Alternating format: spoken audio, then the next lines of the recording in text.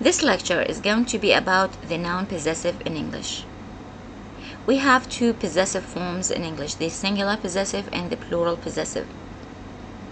They are marked by the inflectional suffixes, the S singular possessive and the S plural possessive. The S possessive, and especially the S singular possessive, just like the S plural and S third, has three allomorphs, has three phonemic forms. They are se, ze, and is. For example, it is se. It is pronounced as se, just like in Charlotte's dress. Charlotte's dress. Se here is pronounced as se. The S here is pronounced as se because Charlotte ends with t, a voiceless consonant. So we have Charlotte's dress. The girl's dress. The girl's dress.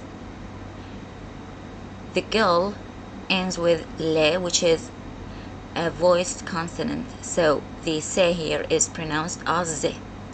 The girl's dress. It is pronounced as is, as in George's bag.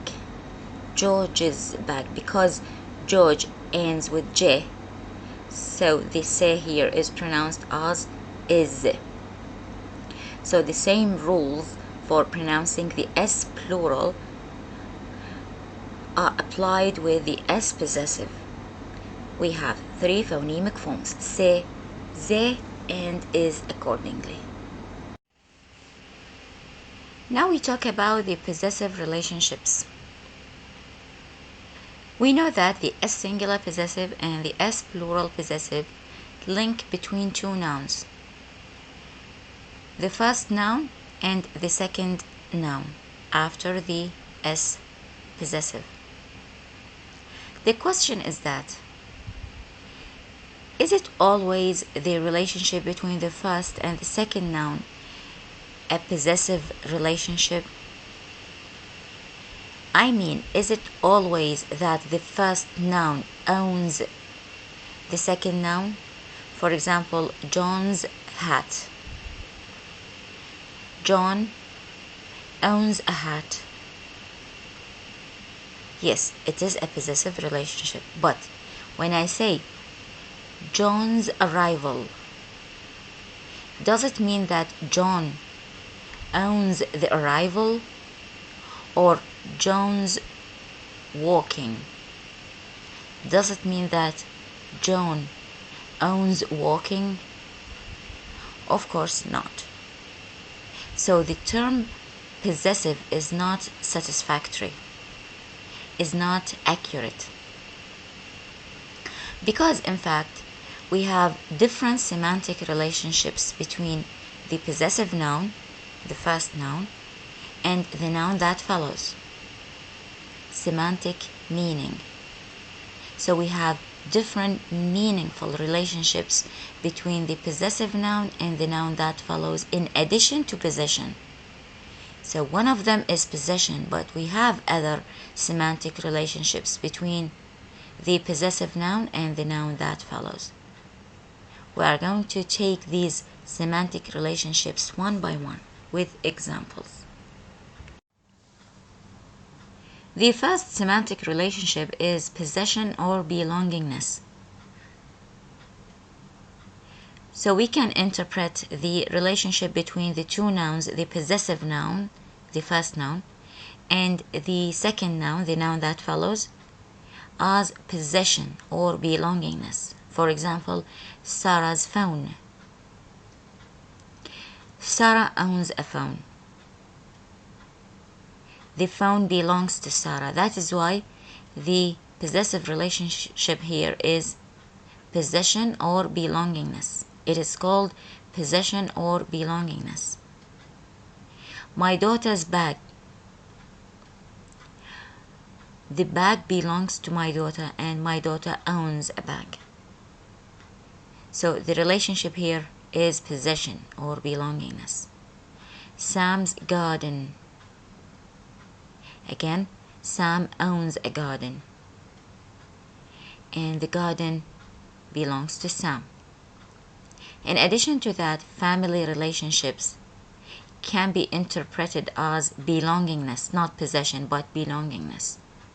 For example, Peter's son. The son belongs to Peter, not to anybody else. He is his son, so it is belongingness.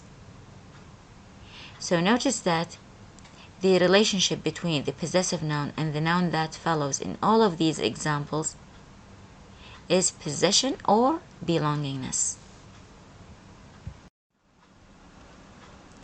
The second semantic relationship is called characterization or description. From its name we have description. Here we are describing the second noun, the noun that follows the S singular possessive or the S plural possessive. For example, a boy's haircut. Here we are not saying that a boy owns a haircut, but we are referring to the type of the haircut. We are describing the haircut. A haircut that is specific for boys. So we are describing the haircut as a haircut for boys. That is why we say a boy's haircut and we have a girl's haircut. So we are describing the type of the haircut. In this way, the relationship between a boy and haircut is not a possessive relationship. It is characterization or description, because we are describing the type of the haircut in this example. In the second example, a summer's day, we also have characterization or description as the semantic relationship between the two nouns, summer and day. Here we don't have a possession relationship because summer as a season doesn't own day. In fact, here we have description because we are describing the day, the type of the day. It is a day of summer. It is not a day of winter or a day of spring. It is a summer's day, a day of summer. That is why the semantic relationship between these two nouns is called characterization or description, because we are describing the type of the day as a day of summer. A cowboy's walk is the third example. In this example, the semantic relationship between cowboy and walk is characterization or description, because here we are describing the walk. It is a cowboy's walk. It's not any walk. It is a cowboy's walk, and it is not a possession relationship because here the cowboy doesn't own a walk. But here we are describing the walk as a walk of a cowboy. It seems that the cowboys walk in a specific way. That is why we call this way a cowboy's walk. So the relationship between a cowboy and walk is characterization or description, because we are describing the type of walk. It is a cowboy's walk. The third semantic relationship is called origin. By origin, we mean that the possessive noun is the origin of the second noun, is the source of the second noun. For example, Shakespeare's plays. In this example, Shakespeare is the origin of his plays because these plays are originated by Shakespeare, so he is the origin, the source of his plays. Al-Sayyab's poetry. Here the relationship between Al-Sayyab and his poetry is origin, because Al-Sayyab is the origin of his poetry. He originated them, he wrote them, so he is the origin, the source of his poetry, and the poetry are originated by Al-Sayyab. Ralph's paintings. In this example, the relationship between Ralph and his paintings is origin, because Ralph is the origin of his paintings. He drew them, he originated them. That is why Ralph is the origin of his paintings. So this relationship between Ralph and paintings, El-Sayyab and poetry, Shakespeare and plays, is called origin. The next semantic relationship is measure. With measure, we have measuring time, value, or space. So this semantic relationship is called measure, and we have three types of measure: time, value, and space. For example, an hour's wait. Here we are measuring time. The semantic relationship between an hour and wait is measuring time, because here we are talking about a wait that lasts an hour. So it is measuring time. In the next example, a dollar's worth, the semantic relationship between dollar and worth is measure, but measuring value, not time or space. Here we are talking about the worth of a dollar. So it is measuring value. In the next example, a hair's breadth, the relationship between hair and breadth is also measure, but here we are measuring space. It means a very close distance. So here the relationship is also measure, but measuring space.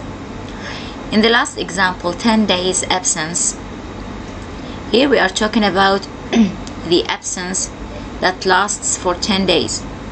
So here we also have measure, but measuring time. We are talking about measuring time, the absence of 10 days that lasts 10 days. So notice that the relationship between the possessive noun and the following noun in each one of these phrases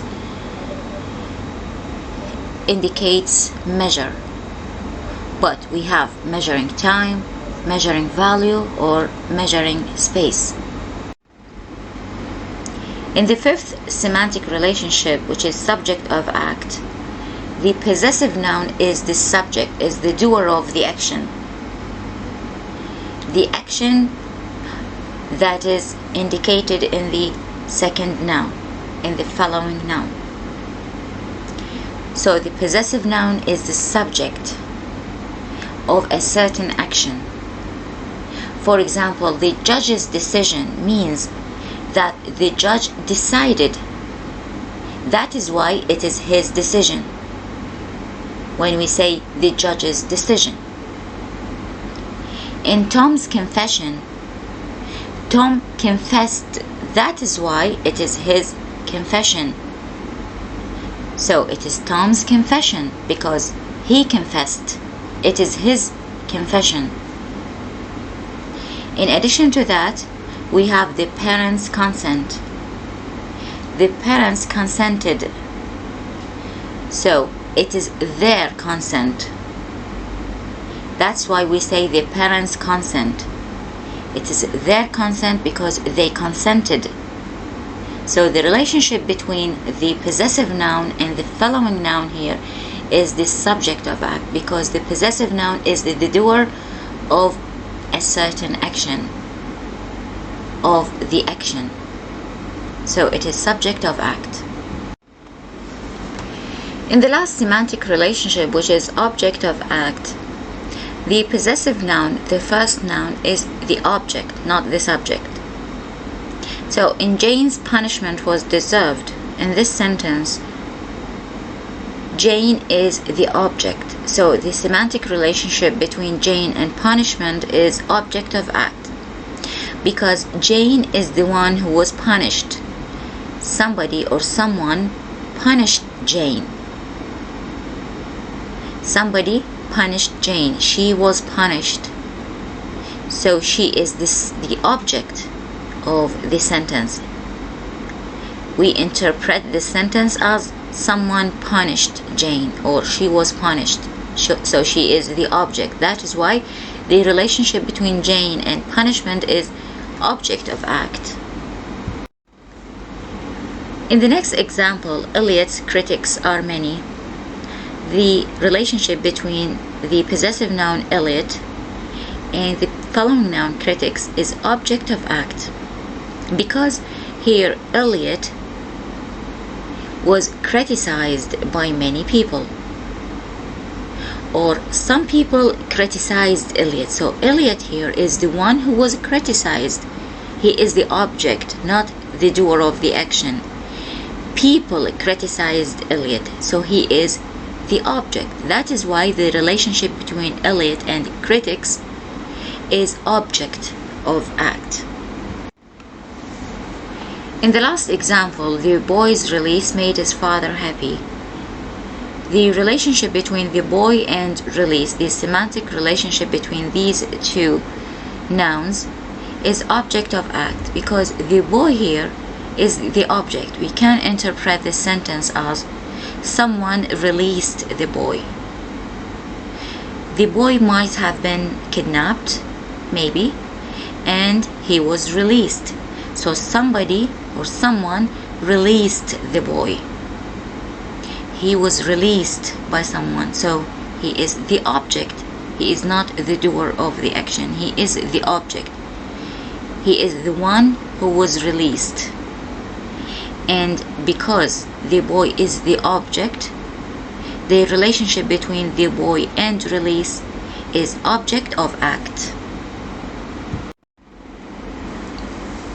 Now it's time to talk about ambiguous cases, in which a noun possessive is ambiguous when it expresses more than one semantic relationship at the same time.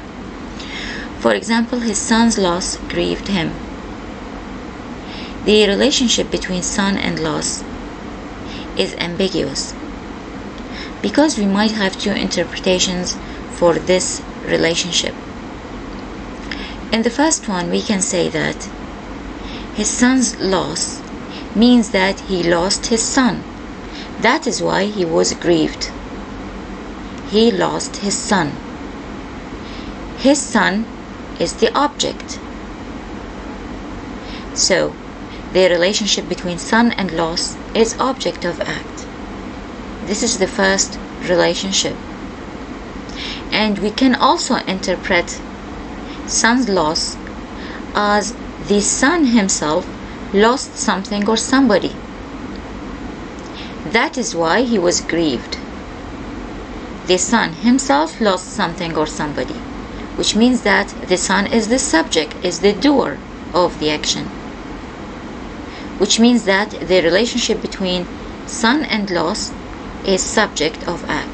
So notice that in this sentence, son's loss is ambiguous because we can interpret it in two ways. And we can have two semantic relationships, either object of act or subject of act. That is why it is ambiguous. In the second sentence, he carried a woman's coat on his arm. A woman's coat is ambiguous because we can have two interpretations for this phrase, and therefore we can have two semantic relationships. In the first interpretation, we can interpret a woman's coat as a coat that belongs to a woman, a coat that is possessed by a woman. So the relationship between a woman and coat is possession or belongingness. And we can also think of a woman's coat as a coat that is specific for women, not for men. So here we are describing the coat, the type of the coat. It is a coat that is specific for women. So we say he carried a woman's coat on his arm. In this way, the semantic relationship between a woman and coat is not possession or belongingness, but is characterization or description, because here we are describing the type of the coat. So notice that a woman's coat is ambiguous because we can have two interpretations and therefore two semantic relationships.